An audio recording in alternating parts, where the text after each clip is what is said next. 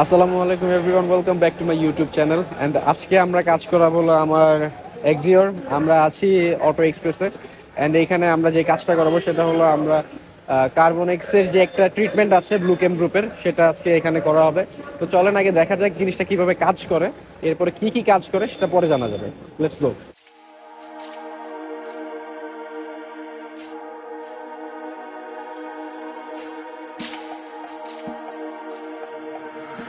Crispy Beats.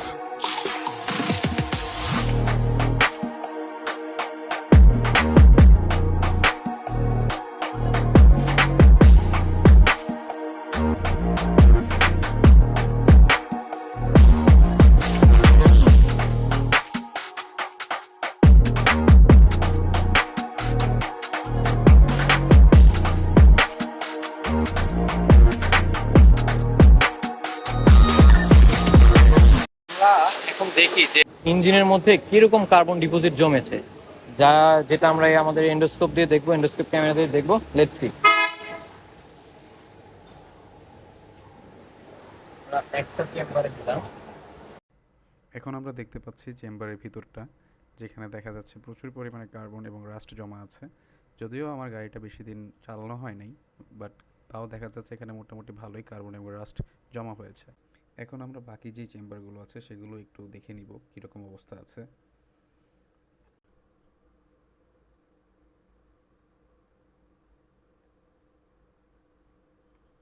এখানেও দেখা যাচ্ছে মোটামুটি ভালোই কার্বন এবং রাস্ট জমা হয়েছে। একটা গাড়ি অনেকদিন চলতে চলতে এভাবে ইঞ্জিনের পিস্টন চেম্বারের ভিতরে রাস্ট এবং কার্বন জমা হতে থাকে, যার ফলাফল হিসেবে পাওয়া যায় ইঞ্জিনের পারফরমেন্স কমে যায়, পাওয়ার কমে যায় অ্যান্ড ফুয়েল এফিসিয়েন্সিটাও অনেক কমে যায়।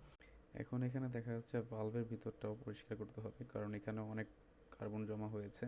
চলেন দেখা যাক যে কীভাবে পরিষ্কার করা হচ্ছে ইঞ্জিনের পিস্টন চেম্বার অ্যান্ড ভালভের যে এরিয়াগুলো রয়েছে এগুলো।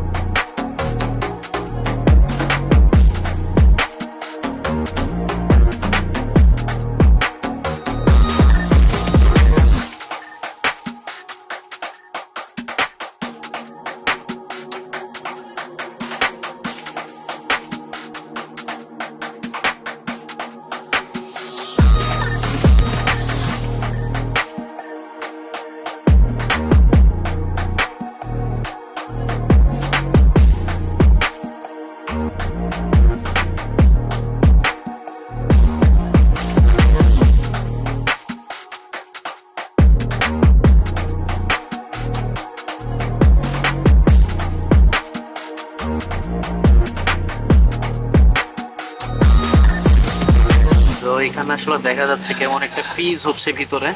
আমার সাউন্ডটা হয়তো ক্লিয়ার আসবে না, কারণ এখানে একটা ইভো ঢুকছে। এখানে দেখা যাচ্ছে ভিতরে ফিজ হচ্ছে। That's how it's cleaning the whole thing.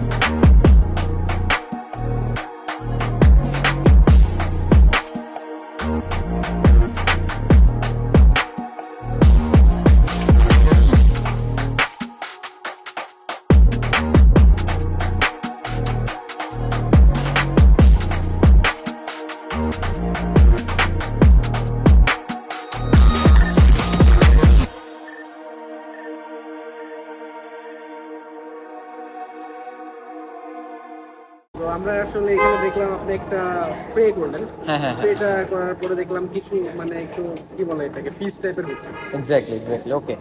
Basically আজকে আমাদের প্রত্যেকটা কার্বন ক্লিনিং এর প্রথম পার্টে আমরা হচ্ছে এই ক্লিনিং ফোম এজেন্টটা দেই, যেটা CarbonX K1 প্রোটেক্ট সিরিজের। তো ব্যাপারটা হচ্ছে যত কার্বন আছে, কার্বন তো হার্ড ডিপোজিট হয়ে জমে যায়, এই শক্ত ডিপোজিটটাকে হচ্ছে ক্লিনিং ফোমটা ভেঙে দেয়, ও হচ্ছে ক্লিন করে। আমরা প্রত্যেকটা জায়গাতে যেখানে যেখানে কার্বন জমে এই ক্লিনিং স্প্রেটা, এই ক্লিনিং ফোমটা স্প্রে করে হচ্ছে মিনিমাম 15 থেকে 20 মিনিট রাখবো। দেন হচ্ছে আমরা নিউট্রিলাইজার ব্যবহার করব, যেটা CarbonX K2।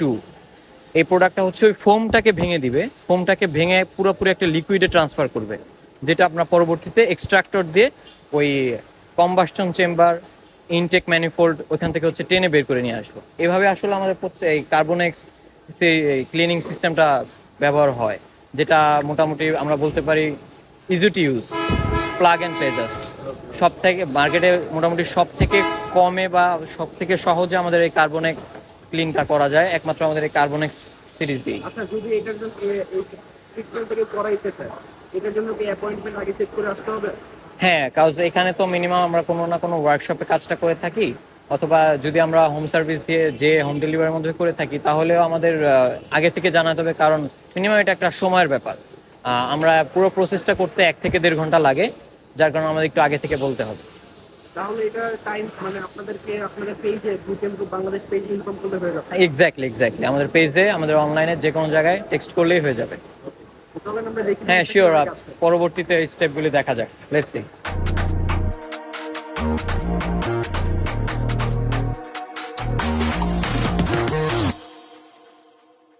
এখানে দেখা যাচ্ছে কম্বাসন চেম্বারের ভিতরে পিস্টনটা কীরকম পরিষ্কার হয়েছে এবং সাইডে কিছু কার্বন জমে আছে, যে জিনিসটা একটু পরে সেলফ দেওয়ার মাধ্যমে সম্পূর্ণ ক্লিয়ার করা হবে। বললাম যে আমরা ইঞ্জিনের মধ্যে তো কার্বনটা থাকে খুবই হার্ড থাকে, তো আমরা কার্বনটাকে গলিয়ে ঠিক এই লেভেলে নিয়ে আসি, যেটার কাজটা করে হচ্ছে CarbonX K1 ক্লিনিং ফোম, আর এটা হচ্ছে K2। এটা লিকুইড হয়ে গেছে, এটা পরিমাণ পাতলা হয়ে গেছে ময়লাটা। অর্থাৎ এটা তো হার্ড থাকে ইঞ্জিন, পিস্টন, ক্রাউন আর হচ্ছে ভালভ স্টিমে, তো ওইটাকে গলিয়ে আমরা এটাকে লিকুইড করে ফেলছি। ঠিক আছে, এটা এখন কার্বনটার ইঞ্জিনের মধ্যে লিকুইড ফর্ম ছিল, সেটা আমরা এক্সট্রাক্টর দিয়ে টেনে এরকম বের করে ফেলছি। আর ওইখানে যে অল্প হালকা পাতলা আছে তো কম্বিনেশন ওইটা হচ্ছে যেটা থাকে ওইটা একটু ওয়েট থাকে। ওইটা হচ্ছে আমরা ইঞ্জিনটা স্টার্ট করার আগে একটা শুধু ক্র্যাঙ্ক করব, একবার বা দুইবার ইঞ্জিনটা ক্র্যাঙ্ক করব, জাস্ট যেটাকে বলে হচ্ছে একটু সেলফ দিব আর কি, যেটা স্পার্ক প্লাগ ছাড়াই আমরা ক্র্যাঙ্ক করব, অর্থাৎ সেলফ দিব। এতে কি হবে, ওই কম্প্রেশনের সময় স্পার্ক প্লাগের ওই দিক দিয়েই হচ্ছে পুরা যে ওয়েটের যে ব্যাপারটা আসে কম্প্রেশনের হিটে ওইটা বের হয়ে যাবে। সো এটা 100% সেফ, আর ভিতরটা আর কখনো ওয়েট থাকবে না। আচ্ছা, বেসিক্যালি আমাদের দেশে তো ফুয়েল থেকে শুরু করে এনভায়রনমেন্ট সব কিছু দেখা গেছে খুব একটা সুইটেবল না গাড়ির জন্য, যার কারণে কি হয়, জেডিএম মডেল হোক বা ইউরোপিয়ান মডেল হোক, আমাদের দেশে আসলে এই ফুয়েল আর ওয়েদারের কারণে গাড়ির ইঞ্জিনের শেলফ, মানে ইঞ্জিনের লাইফটা কমে যায়।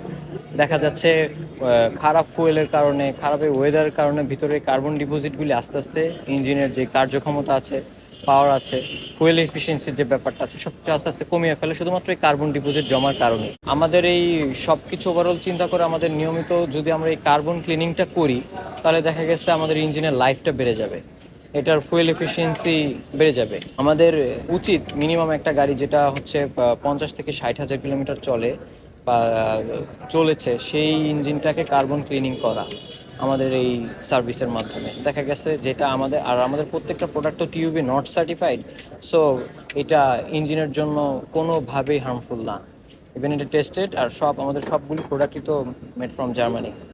যে জমে থাকা কার্বন ডিপোজিট তো একদম লিকুইড ফর্ম হয়ে যায় আমাদের এই স্প্রের মাধ্যমে, তো তখন আমরা হচ্ছে এয়ার কম্প্রেশনের মাধ্যমে এই এক্সট্রাক্টর দিয়ে পুরো এই কার্বনের যে জমে থাকা যে লিকুইডটা হয় সেটা আমরা বের করে ফেলি ইঞ্জিন কম্বাসশন চেম্বার থেকে। তো এখন কাজ শেষ, এগুলো সব লাগায় ফেলা হচ্ছে, দেন আমরা ইনশাআল্লাহ গাড়িটা স্টার্ট দিয়ে রওনা দিয়ে চলে যাব। অ্যান্ড ইয়েস, এটা ইউজ করার পরে মানে আজকে যেহেতু অ্যাপ্লাই করা হয়েছে, দেন এটার আমি একটা রেজাল্ট নিয়ে একটা ভিডিও করবো, অবশ্যই আপনারা ওই ভিডিওটাও দেখবেন। অ্যান্ড আপনারা যারা এই ট্রিটমেন্টটা করাতে চান, অবশ্যই ব্লু ক্যাম্প গ্রুপ বাংলাদেশের পেজে একটা অ্যাপয়েন্টমেন্ট সেট করে দেন চলে আসবেন, তাহলেই হয়ে যাবে। অটো এক্সপ্রেসে চলে আসলেই হবে। অ্যান্ড এই তো আমার সাথে আজকে রিয়াজ আছে, সাকির ভাই আছে, সাদাফ আছে, ভুলে গেছিলাম। যাই হোক, কথা না বাড়িয়ে ভিডিও শেষ করা যাক। ভালো থাকবেন, সুস্থ থাকবেন, আল্লাহ। আমার জিনিস এই যে পারাপারি করতে যাই কিন্তু গতবার ক্যামেরাটা হারাইছিল, আর পারাপারি করো না। ওকে ওকে, আর পারে আমার জিনিস কি? কিসের জিনিস ভাই? ওই যে ব্লু ক্যাম। তো আপনারা এখন এখানে ক্যামেরাটা এদিকে আনেন, মানে ফোনটা কাছে আন, কোনো সাউন্ড আছে কিন্তু।